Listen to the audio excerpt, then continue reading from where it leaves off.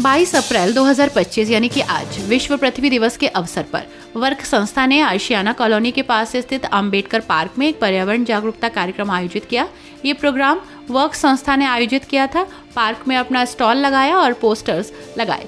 मौजूद लोगों को ये बताया कि इस धरती को ईश्वर ने स्थापित किया है और यहाँ हर चीज पर्याप्त मात्रा में रखी गई है, परंतु मनुष्य इस धरती का संतुलन बिगाड़ रहा है। लिहाजा हमें ये समझना होगा कि धरती पर सभी मनुष्यों का बराबर अधिकार है। हमें इस धरती के साथ छेड़छाड़ करने का हिसाब ईश्वर को देना होगा। वर्क यूपी वेस्ट प्रमुख मतलूब अली खान, वर्क महिला विंग प्रमुख उल्फत अहमद, वर्क पर्यावरण विंग प्रमुख आकांक्षा अब्दुल मन्नान, गुलाफशाह आदि मौजूद रहे। इस कार्यक्रम के माध्यम से वर्क संस्था ने पार्क में अपना स्टॉल लगाकर और पोस्टर्स लगाकर मौजूद लोगों को ये बताया कि इस धरती को ईश्वर ने स्थापित किया है और यहाँ हर चीज़ पर्याप्त मात्रा में है, लेकिन मनुष्य इस धरती का संतुलन बिगाड़ रहा है। लिहाजा हमें ये समझना चाहिए कि धरती पर सभी मनुष्यों का बराबर अधिकार है और हमें इस धरती के साथ छेड़छाड़ करने का हिसाब ईश्वर को देना होगा। कार्यक्रम में वर्क यूपी वेस्ट प्रमुख मतलूब अली खान, वर्क महिला विंग प्रमुख उल्फत अहमद, वर्क पर्यावरण विंग प्रमुख आकांक्षा अब्दुल मन्नान, गुलाफशाह जमहा मेविश आदि मौजूद रहे।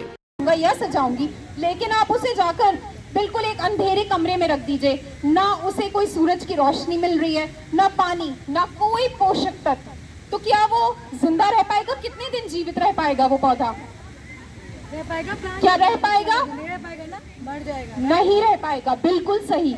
तो इसी तरह अगर हमने आज फ्यूचर जनरेशन की, अपने उन बच्चों की फिक्र नहीं की कि अगर हमने ही सारी चीजों को खराब कर दिया तो उस फ्यूचर जनरेशन के लिए भी कुछ नहीं बचेगा, हम भी जल्द ही मर जाएंगे।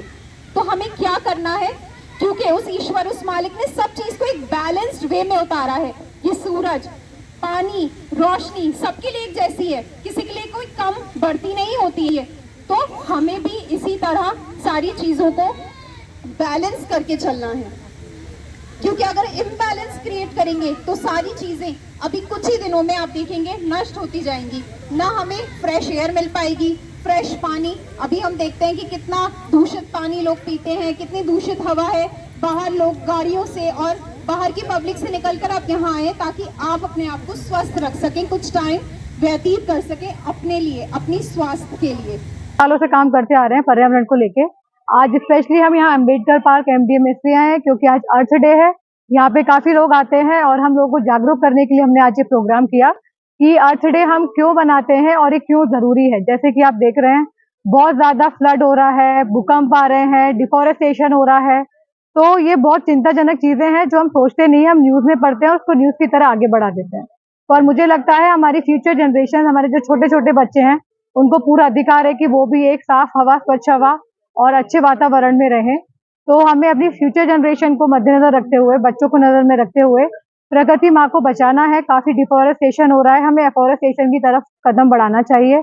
और अब सबसे हम यहाँ पे ये अपील करी है कि आप प्लास्टिक्स को कम यूज करें, इस प्लास्टिक बॉटल्स का कम यूज करें, स्टील बॉटल या ग्लास बॉटल्स का यूज करें, थैलों की जगह, प्लास्टिक के बैग्स की जगह आप अपने थैलों का यूज करें, क्लोथ बैग्स का यूज करें।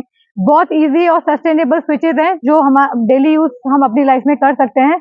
बस हमें थोड़ा जागरूक होने की जरूरत है, क्योंकि एक इको फ्रेंडली लाइफस्टाइल को जीना उतना ही आसान है जितना कि हम अभी की लाइफस्टाइल को मेंटेन कर रहे हैं। वो और इजी है, बहुत चीप है और फाइनेंशियली भी हमें बहुत कुछ ज्यादा खर्च नहीं करना है एक इको लाइफ मेंटेन करने में।